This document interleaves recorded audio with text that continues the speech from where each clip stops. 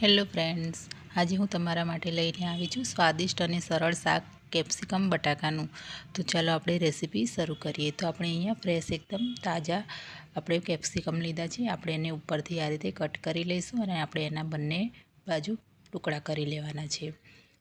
અહીંયા આપણે કેપ્સિકમને લાંબી ચીરીમાં કટ કર્યા છે। તમારે જે રીતે કરવા હોય તમે એ રીતે કરશો તો પણ શાક એકદમ સ્વાદિષ્ટ તૈયાર થાય છે। તો મેં અહીંયા લાંબી ચીરીમાં ભાગ કરીને કટ કર્યા છે। તો આપણે અંદરનો જે ભાગ છે સફેદ કલરનો એ આપણે બહાર નીકાળી દઈશું અને આપણે એની ચીરીઓ પાડી લઈશું આપણે। તો આ રીતે આપણે ચીરીઓ પાડી દેવાના છે। તો આપણે બધા કેપ્સિકમ આપણે આ રીતે કટ કરી લઈશું। હવે આપણે એને સાઈડ કરી દઈશું।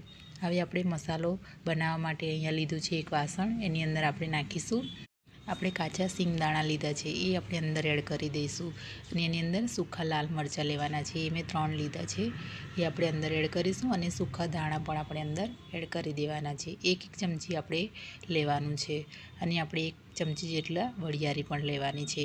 આ મસાલો બનાવવાથી એકદમ સ્વાદિષ્ટ એવું શાક બનીને તૈયાર થાય છે ફ્રેન્ડ્સ।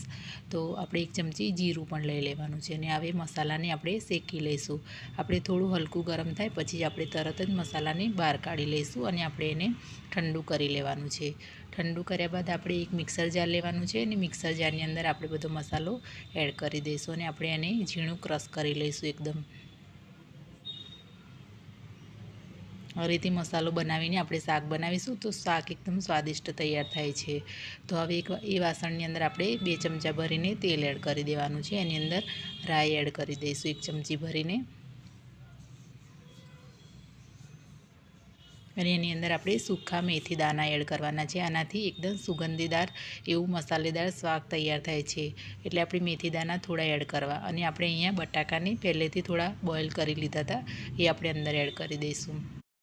આ શાક બનાવવામાં ખૂબ જ સરળ છે ને ઓછા મસાલામાં પણ બહુ ટેસ્ટી લાગે છે। લીલા કેપ્સિકમ અને નરમ બટાકાનું સરસ કોમ્બિનેશન છે આ શાકને ખાસ બનાવે છે। રોજિંદા બસ એક ડિનર માટે આ એક પરફેક્ટ રેસીપી છે ફ્રેન્ડ્સ। તો આપણે ચપટી હળદર એડ કરીને પણ બટાકાને થોડા શેકી લેવાના છે। હવે આપણે એની અંદર કેપ્સિકમ એડ કરી દઈશું જે આપણેથી પહેલેથી ચીર્યા કરીને તૈયાર કરી લીધા હતા। તો બંને બરાબર મિક્સ કરી લેવાનું છે। હવે ગરમ ગરમ કેપ્સિકમ બટાકા અને રોટલી પરાઠા કે દાળ ભાત સાથે ખાવાની ખૂબ જ મજા અલગ જ આવે છે ફ્રેન્ડ્સ। તો આ એકવાર આ શાક જરૂરથી ટ્રાય કરશો। અને હવે આપણે એની અંદર લસણ એડ કરી દઈશું જે આપણે પહેલેથી કટ કરી લીધું હતું ને। 2 લીલા મરચાં લીધા છે, જે તીખા હોય છે એ લીલા 2 મરચાં લેવાના છે, એ પણ આપણે અંદર એડ કરી દેવાના છે। હવે આપણે અંદર રોજિંદા મસાલા એડ કરી દેવાના છે, જે એની અંદર ચપટી હળદર એડ કરીશું, એની અંદર 1 ચમચી જેટલું લાલ મરચું એડ કરવાનું છે અને સ્વાદ પ્રમાણે મીઠું એડ કરી દઈશું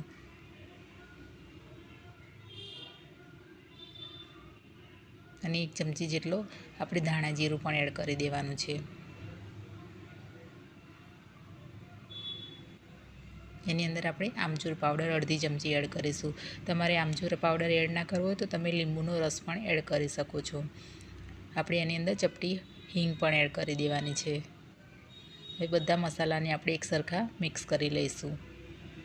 આ એકદમ સરળ રેસીપી છે ફ્રેન્ડ્સ અને મસાલો તમે તૈયાર બનાવીને એક સ્ટોર પણ કરી શકો છો અને એ મસાલાને તમે જ્યારે પણ આ શાક બનાવો ત્યારે યુઝ કરી શકો છો। બીજા શાક દાળમાં પણ યુઝ કરી શકાય છે ફ્રેન્ડ્સ। તો આપણે 2 ચમચી ભરીને આપણે જે મસાલો બનાવ્યો હતો એ અંદર એડ કરી દઈશું અને બધું એકસરખું હવે આપણે મિક્સ કરી લેવાનું છે।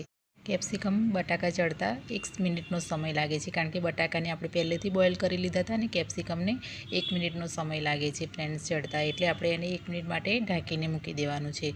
1 મિનિટ બાદ આપણે ખોલીને જોઈ લઈશું તો આપણા કેપ્સિકમ બટાકા એકદમ મસાલાથી મિક્સ થઈ ગયા છે અને બરાબર ચડીને તૈયાર થઈ ગયું છે શાક અને એકદમ જોવામાં પણ ટેસ્ટી લાગે છે। તો આ રીતે એકવાર જરૂરથી ટ્રાય કરશો। તો અહીંયા આપણું શાક બનીને તૈયાર છે। તો આપણે એની અંદર કોથમીર એડ કરી દેવાની છે। તો મિત્રો તૈયાર છે આપણું સ્વાદિષ્ટ કેપ્સિકમ બટાકાનું આજે આ સરળ સ્વાદિષ્ટ રેસીપી ટ્રાય કરો। ઓછા મસાલામાં બનેલું સરળ અને ખૂબ જ ટેસ્ટી શાક જો તમને વિડીયો ગમ્યો હોય તો લાઇક કરો, શેર કરો તમારા પરિવાર સાથે અને મિત્રો સાથે અને ચેનલને સબસ્ક્રાઈબ કરવાનું ભૂલશો નહીં। તો આવી સરળ અને ઘરની સ્વાદિષ્ટ રેસીપી માટે મારી સાથે જોડાયેલા રહો। તો ફરી મળીએ એક નવી રેસીપી સાથે।